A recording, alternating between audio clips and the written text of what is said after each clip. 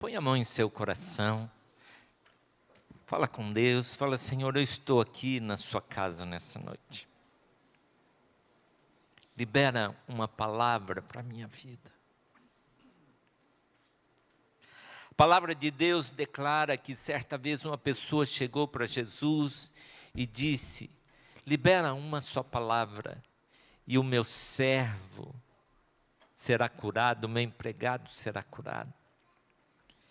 E a palavra de Deus declara que o Senhor Jesus liberou uma palavra para aquele homem.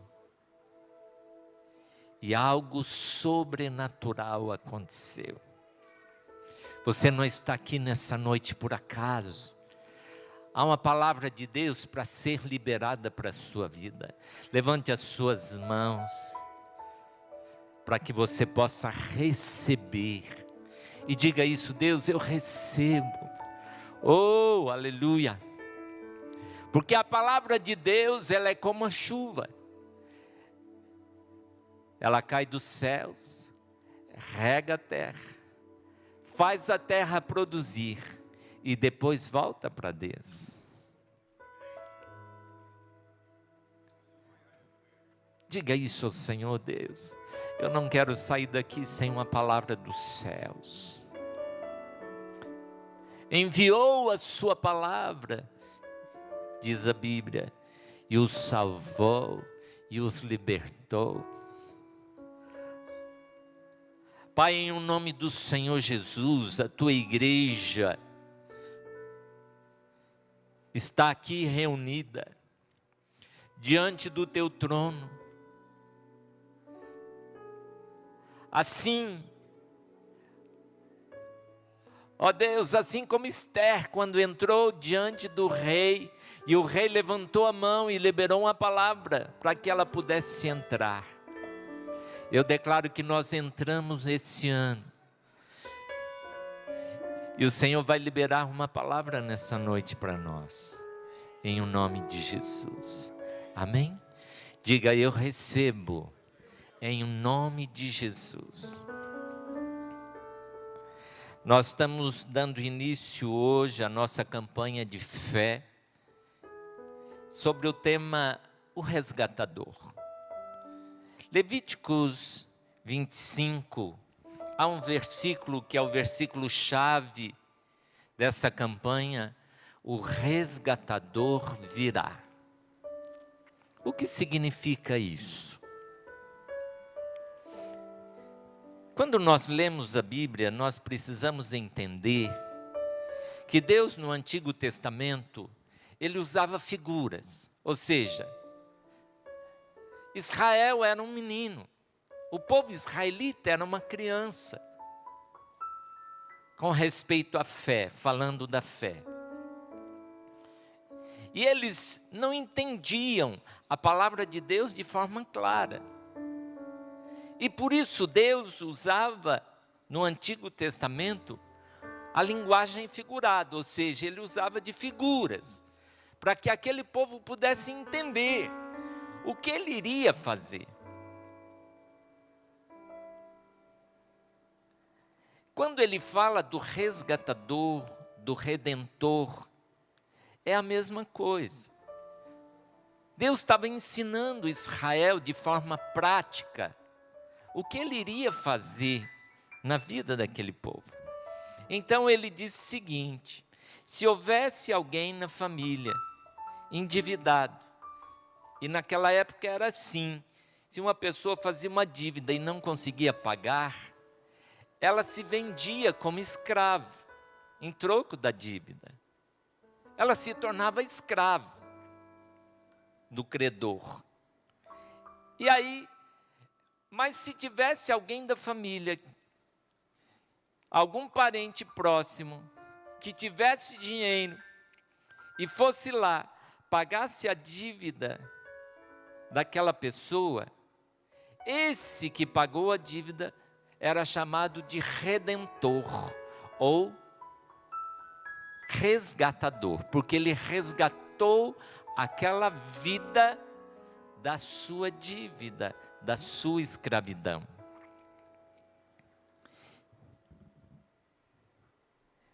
E a Bíblia diz então que Jesus se tornou o nosso redentor, o nosso resgatador. Por quê? Porque eu e você, quando pecamos, nos endividamos com o inferno. E o inferno fica diante de Deus declarando: é devedor, é escravo. E por isso a palavra de Deus diz que nós éramos escravos do pecado. Nós éramos escravos por causa do pecado, por causa da condição de pecado que nós vivíamos. E aí então, Jesus se tornou o nosso Redentor. Por isso temos no Rio de Janeiro uma das 7 maravilhas do mundo chamado Cristo Redentor. O que isso significa? Ele foi e pagou a minha dívida e a sua dívida para que nós pudéssemos conhecer a Deus. Quantos podem dizer amém? E uma das coisas que Jesus como Redentor veio trazer para a minha vida e para a sua vida é luz. E luz fala de conhecimento de Deus. Por exemplo, nós teríamos soluções práticas para esse Covid se alguém tivesse o conhecimento. Facilmente uma pessoa resolveria o seu problema se ela tivesse conhecimento. E a Bíblia diz: o meu povo perece porque lhe falta conhecimento. E conhecimento é luz. Você já viu aquela figura quando uma pessoa tem uma ideia, tem um conhecimento, acende uma lâmpadazinha na sua cabeça? É luz. Quando o homem afastou-se da presença de Deus, ele passou a viver sem conhecimento de Deus, sem respostas para a sua vida. E aí a Bíblia diz que ele passou a viver nas trevas. É sério, irmãos. Você sabia que Adão e Eva sentavam ali com Deus todos os dias na viração do dia? E Deus dava a eles o quê? Conhecimento. Conhecimento de Deus. É isso que a palavra de Deus diz. Que Deus quer conhecimento dele mais do que sacrifícios e holocaustos. Conhecimento de Deus. E aí, nós lemos lá a palavra de Deus, quando Samuel estava no tabernáculo. Samuel estava no tabernáculo e a Bíblia diz que ele estava ali, ficava, a lâmpada ia apagar, a lâmpada do candelabro ia apagar, Samuel ia lá e acendia. Aquilo agradou a Deus. Por quê? Porque Samuel desejava no seu coração conhecimento de Deus. A primeira coisa que Jesus veio fazer em minha vida e em sua vida é trazer conhecimento de Deus, luz. Por isso a Bíblia diz: Ele nos resgatou das trevas e nos transportou para o reino do Filho do seu amor. Eu sou a luz do mundo. Eu sou a luz do mundo. E quando nós temos conhecimento de Deus, quando nós temos entendimento da palavra de Deus, Deus começa a gerar em nós o seu propósito. Jesus disse: a minha palavra, a palavra que eu vos falo, são espírito e vida. Por quê? Porque todas as vezes que você passa a conhecer a palavra de Deus, esta palavra começa a gerar em você algo de Deus, a luz de Deus. Por isso Jesus disse: vocês são a luz do mundo. Por que nós somos a luz do mundo? Porque nós carregamos a palavra de Deus, e a palavra de Deus ela é acompanhada através do Espírito de Deus. Eu posso ouvir um amém? Então, quando Jesus se tornou o nosso Redentor, Ele veio trazer essa luz. Estava lá Samuel, acendia a luz, e isso agradou a Deus. Ele queria conhecimento de Deus. Quando Elias confronta os profetas de Baal, ele restaura o altar que estava quebrado. Por que ele restaura o altar que estava quebrado? Porque o povo tinha dúvida: será que Baal é Deus? Ou será que o Senhor é Deus? É lógico, se o altar estava quebrado, não tinha fogo no altar. Se não tinha fogo no altar, não tinha lâmpada no candeeiro. E aí o que faz Elias? Ele restaura o altar que estava quebrado. E aí então Deus envia fogo do céu e acende novamente o altar. E quando Deus acende o altar, isso significa que a fé do povo foi acendida novamente. O que aconteceu naquele dia? O povo se prostrou e disse: só o Senhor é Deus. A primeira coisa que Jesus veio resgatar na minha vida e na sua vida é a fé, o conhecimento de Deus. Este é o ano em que Deus está restaurando a sua fé. Por que nós perdemos muitas coisas? Porque não temos conhecimento. Não é verdade? Porque uma pessoa perde a saúde? Porque ela não tem conhecimento como cuidar de sua saúde. Por que ela perde o bem ou perde aquilo outro? Porque ela não tem conhecimento de como administrar aquilo. Mas Jesus, para se tornar o nosso resgatador, ele precisou ser aprovado. Vocês sabiam? Vocês sabiam que Jesus precisou ser aprovado como homem? Por isso, o diabo chegava para ele e perguntava: se tu és, porque o diabo tinha dúvida. Ele ainda não sabia que Jesus era o resgatador, o redentor. E para Jesus se tornar o nosso redentor, olha o que precisou acontecer. Vamos ler Apocalipse, capítulo 1.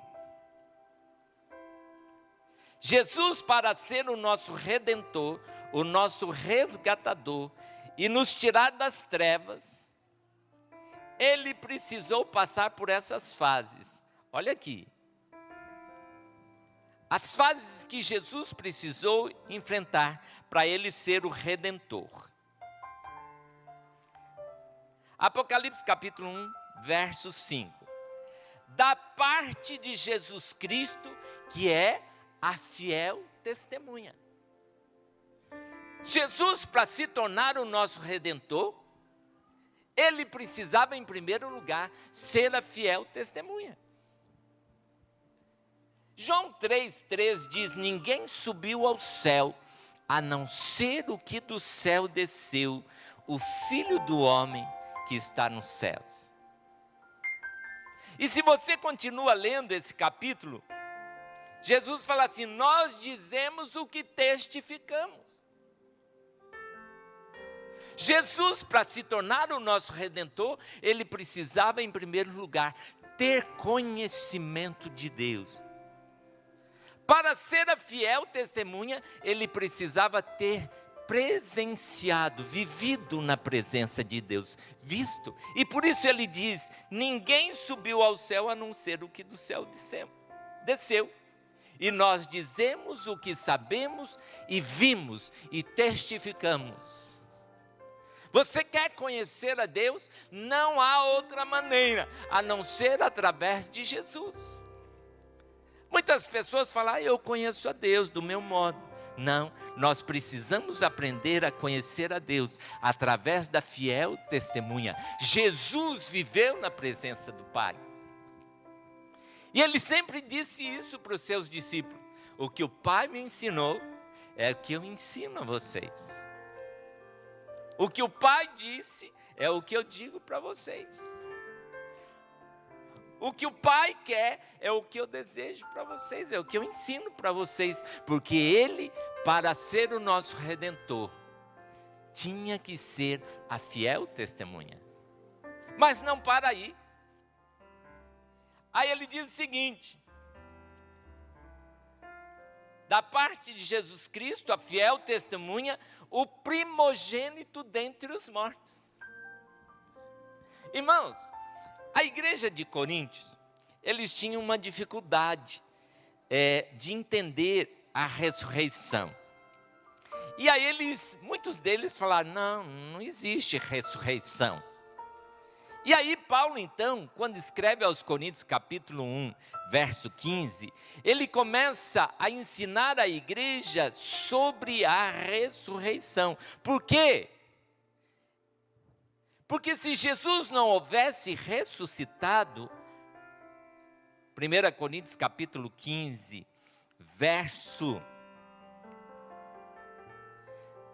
a partir do verso 12, olha o que ele diz. Ora, se prega que Cristo ressuscitou dentre os mortos, como dizem alguns de vós que não há ressurreição de mortos? E se não há ressurreição de mortos, também Cristo não ressuscitou. E se Cristo não ressuscitou, logo é vã a nossa pregação e também vã a vossa fé. Porque o que valida o que Jesus fez foi a sua ressurreição. E assim somos considerados como falsas testemunhas de Deus, pois testificamos de Deus que ressuscitou a Cristo, o qual, porém, não ressuscitou, se na verdade os mortos não ressuscitam. Porque se os mortos não ressuscitam, também Cristo não ressuscitou. E se Cristo não ressuscitou, é vã a sua fé. E ainda permanece no pecado. O que ele está dizendo aqui? Que Jesus, para ser o nosso Redentor, ele precisou vencer o pecado. Jesus, como homem, em tudo ele foi tentado, provado. Vocês acham que está escrito ali na sua Bíblia, aquela parte em que ele disse, Pai, afasta de mim esse cálice? Estava escrito à toa? Não. Ali Jesus, como homem, estava sendo provado. E a Bíblia diz que, deixa-me ler com você para você entender. Filipenses capítulo 2, olha o que diz aí, Filipenses capítulo 2. Irmão, se eu não entendo que Jesus é o meu Redentor, como eu posso resgatar aquilo que eu perdi? Porque só Ele pode nos abençoar, né? Olha aqui, Filipenses capítulo 2 diz o seguinte, de sorte que haja em vós o mesmo sentimento que houve também em Cristo Jesus, que sendo em forma de Deus, não tomou por usurpação ser igual a Deus, mas esvaziou a si mesmo, tomando a forma de servo, fazendo-se semelhante ao homem. Para ele ser o nosso Redentor, ele precisava ser 100% humano. Para ele ser o nosso Redentor, para ele nos resgatar, ele precisava ser humano. E diz aqui, olha, e achado na forma de homem, humilhou-se a si mesmo, sendo obediente até a morte, e morte de cruz. Jesus só ressuscitou porque ele foi aprovado como homem diante de Deus. E para ser o meu Redentor e o seu Redentor, ele precisava ser 100% humano. Por isso, João está dizendo aqui, da parte de Jesus Cristo, a fiel testemunha, que viveu diante de Deus, que conhece a vontade de Deus, que sabe tudo aquilo que está no coração de Deus. E, o que diz aí? O primogênito dentre os mortos. A Bíblia diz que Jesus desceu ao inferno, Mas a palavra de Deus diz que Deus o achou justo, Deus o achou fiel, e em tudo ele foi fiel. Por isso Deus o ressuscitou dentre os mortos. Por isso o salmista diz: onde está a morte, a sua vitória? Onde está a morte, o seu aguilhão? O aguilhão da morte é o pecado, mas Cristo Jesus fez esse pecado por nós e ressuscitou. E porque Ele ressuscitou, eu e você podemos ter perdão dos nossos pecados.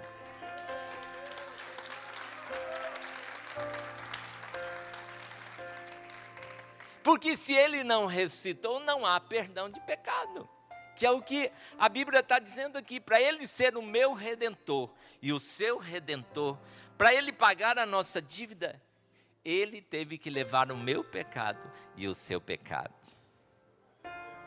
Ele levou sobre si as nossas dores, as nossas enfermidades e a nossa maldição, e fez-se maldito em nosso lugar. Não é isso que a palavra de Deus diz? Para que a bênção de Abraão chegasse até nós. Qual era a bênção de Abraão? Tudo aquilo que você precisa para viver nessa terra. Para que a bênção de Abraão chegasse até nós, para que ele fosse o meu redentor, o meu resgatador, ele precisava levar sobre si os meus pecados e os seus pecados. E aí continua. Ele foi primogênito dentre os mortos e príncipe dos reis da terra. Para ele ser príncipe, ele teve que receber autoridade. E olha o que continua dizendo a palavra de Deus. E achando-se em forma de homem, humilhou-se a si mesmo, sendo obediente até a morte e morte de cruz. Por isso também Deus o exaltou soberanamente e lhe deu um nome que está acima de todo nome, para que ao nome de Jesus se dobre todo o joelho dos que estão nos céus, na terra e debaixo da terra, e toda língua confesse: Ele é o Senhor.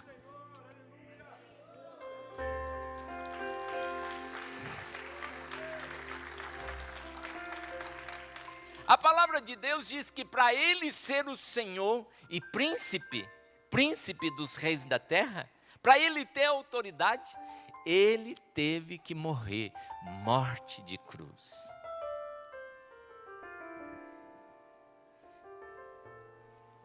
Príncipe dos reis da terra.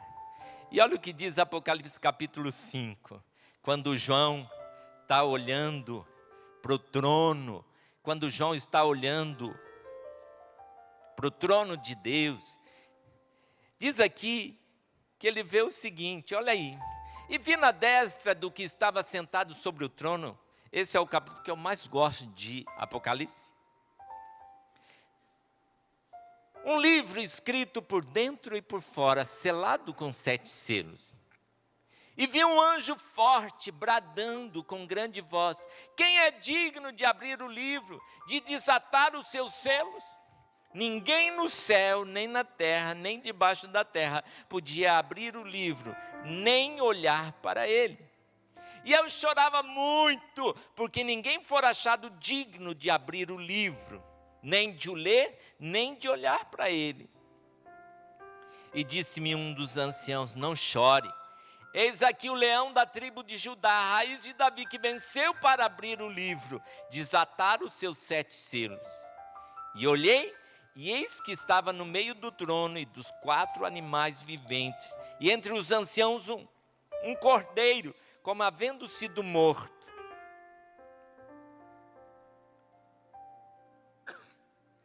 Verso 7, veio e tomou o livro da destra do que estava sentado no trono. E havendo tomado o livro, os 4 animais e os 24 anciãos prostraram-se diante do cordeiro, tendo todos eles harpas e salvas cheias de incensos, que são as orações dos santos. E cantavam um novo cântico, dizendo: digno és de tomar o livro, de abrir o seu selo, porque foste morto e com o seu sangue compraste para Deus homens de toda tribo, língua, povo e nação, e para o nosso Deus os fizestes reis e sacerdotes, príncipe dos reis da terra. Agora, que livro é esse, irmãos? Que livro é esse? Que livro é esse, hein? Olha lá no Salmo 139, diz assim: os teus olhos viram o meu corpo ainda informe, e no teu livro todas as coisas foram escritas, as quais em continuação foram formadas, quando eu ainda não havia. Quando Deus me criou e Deus te criou, Ele escreveu o livro da sua história. Ele escreveu um livro que contava a história de um Jaime santo, de uma Beth santa, de uma Sandra santa vitoriosa, de um Agrário santo. Deus escreveu o livro, só que o que aconteceu? Quando o homem pecou, nós fomos impedidos de viver essa história. Mas a Bíblia diz que o Cordeiro foi morto.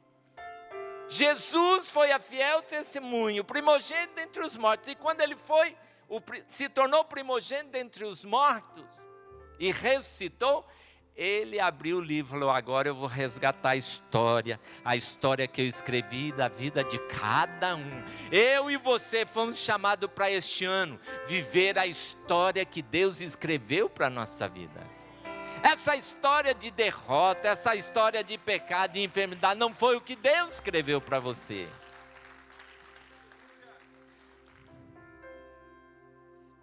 Por isso que fala que ele se tornou Rei dos Reis, porque ele pode abrir esse livro. Você sabia? Esse é o ano que Deus quer resgatar o que Ele escreveu sobre a sua história. Quantos querem viver isso na sua vida? Levante as suas mãos, fala isso com Deus. Fala: Senhor, eu quero viver o que o Senhor escreveu sobre a minha vida. Eu quero viver o que o Senhor escreveu da minha história. Eu quero viver isso. Amém? Diga para a pessoa do seu lado: você vai viver.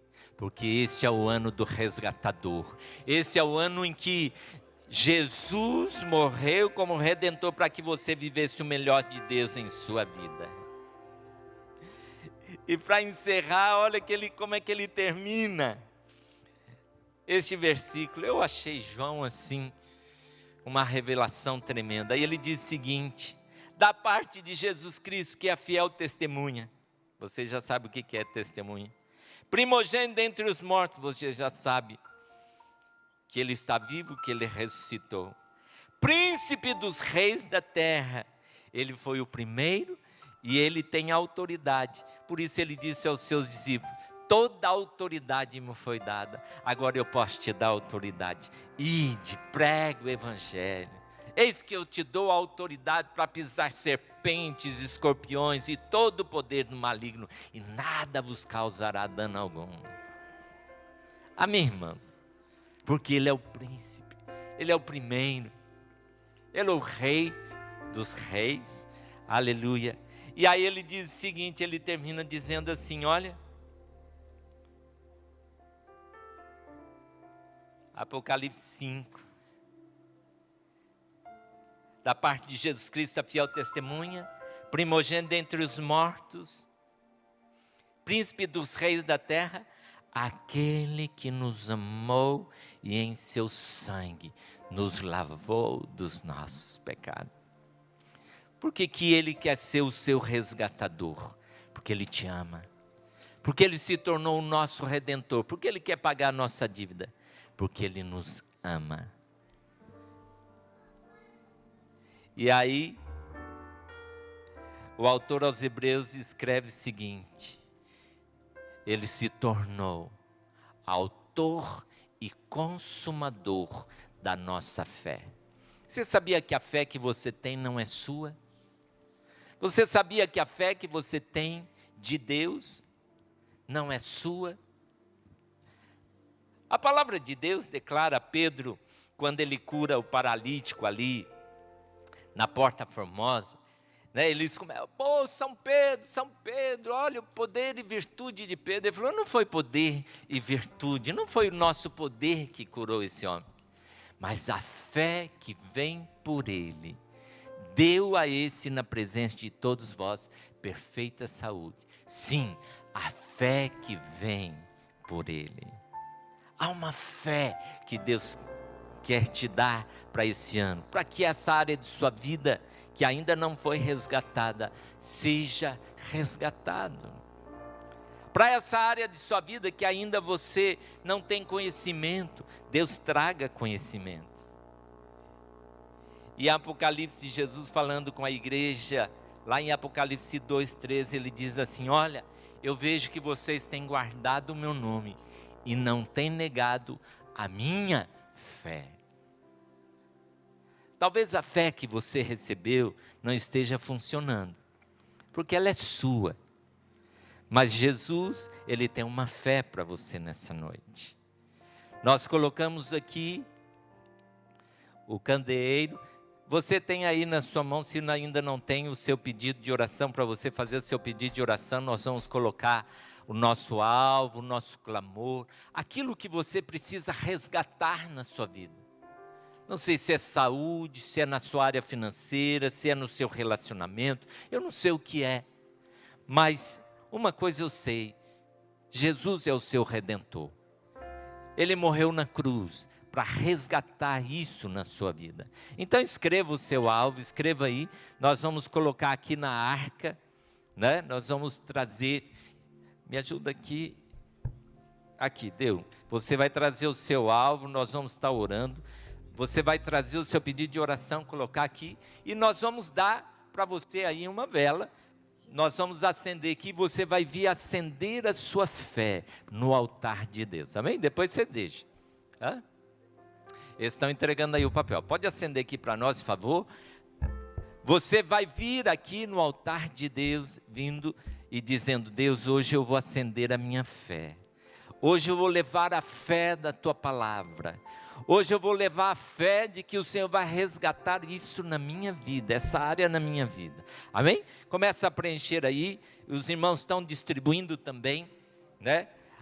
Uma vela representando a sua fé, em que você vai acender e receber a fé de Deus para a sua vida nessa campanha.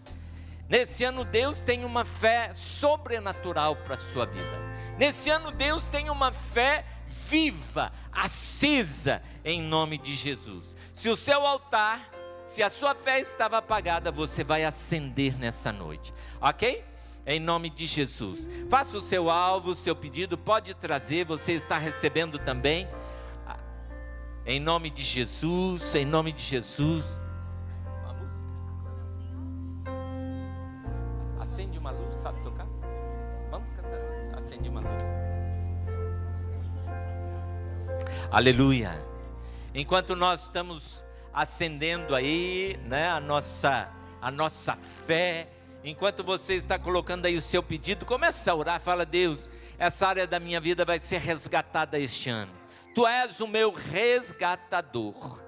Em nome de Jesus, em nome de Jesus, em nome de Jesus, em nome de Jesus.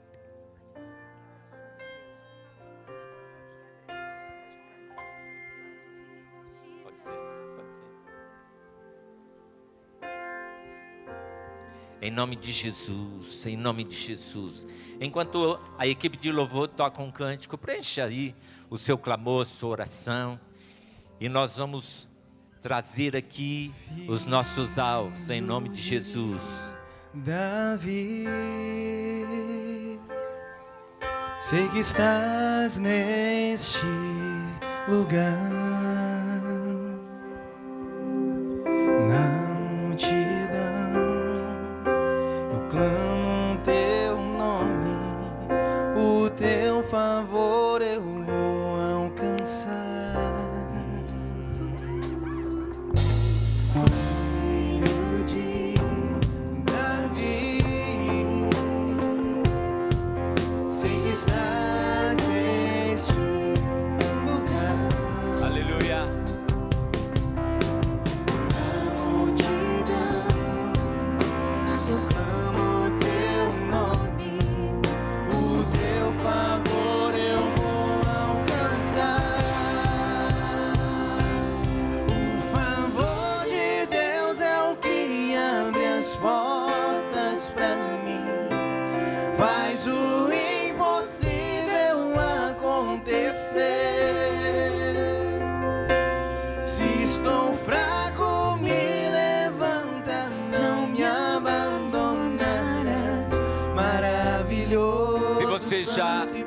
encher os seus alvos. Pode trazer. Quero pedir aos pastores que estejam aqui à frente. Venha e acenda a lâmpada da sua fé. Essa é a lâmpada da sua fé. Em nome de Jesus. Pode vir, coloque os seus alvos aqui na arca e acenda. Os pastores, por favor, nos ajudem aqui. Pode acender.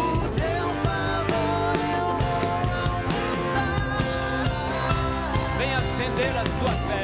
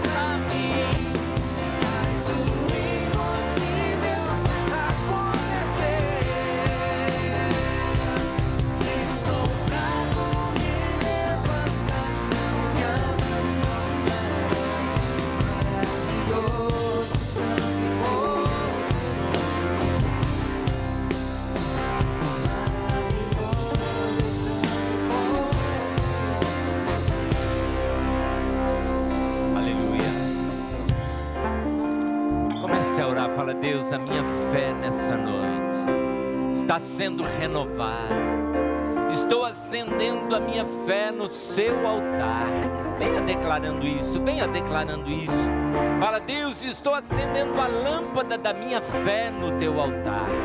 Em nome de Jesus, em nome de Jesus. Venha declarando, venha profetizando.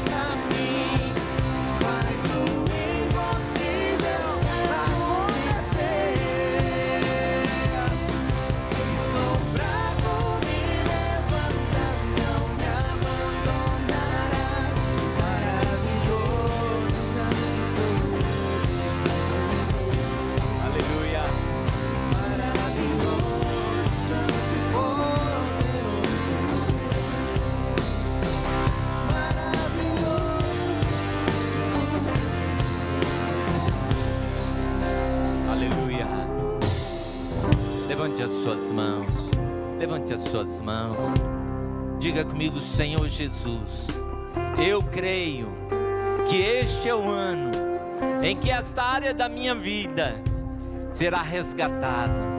Comece a profetizar. Eu não sei se você está orando por saúde, eu não sei se você está orando por sua vida financeira, eu não sei se você está orando por seus relacionamentos, eu não sei qual área você está clamando ao Senhor, mas uma coisa eu sei: Deus está liberando fé nessa noite. Deus está liberando fé. Deus está liberando fé, e é no altar que nós recebemos a fé. Comece a profetizar isso. Fala: Deus, em nome de Jesus, essa é a chama da minha fé. A chama da minha fé está sendo acendida nessa noite, e eu declaro em nome de Jesus, em nome de Jesus. Diga comigo: eu recebo a fé para viver o milagre de Deus neste ano, em nome de Jesus. Amém? Quantos recebem a fé de Deus? Quantos recebem a fé de que Jesus é o seu Redentor e Ele morreu para trazer de volta aquilo que você perdeu, em nome de Jesus? Quantos creem nisso, em nome de Jesus? Amém? Pode apagar a sua lâmpada, mas não apague a sua fé, ok? Pode deixar com os obreiros, né, a sua lamparina, em nome de Jesus. Levante as suas mãos, que o Senhor te abençoe e te guarde, Que o Senhor faça resplandecer o seu rosto sobre ti. Que o Senhor tenha misericórdia de ti. E que nesse ano o Senhor acenda a sua fé de forma sobrenatural, em nome de Jesus. Amém? Diga para a pessoa do seu lado: Deus acendeu a sua fé nessa noite. Essa é a campanha para Deus acender a sua fé. Estamos encerrados. Deus abençoe em nome de Jesus.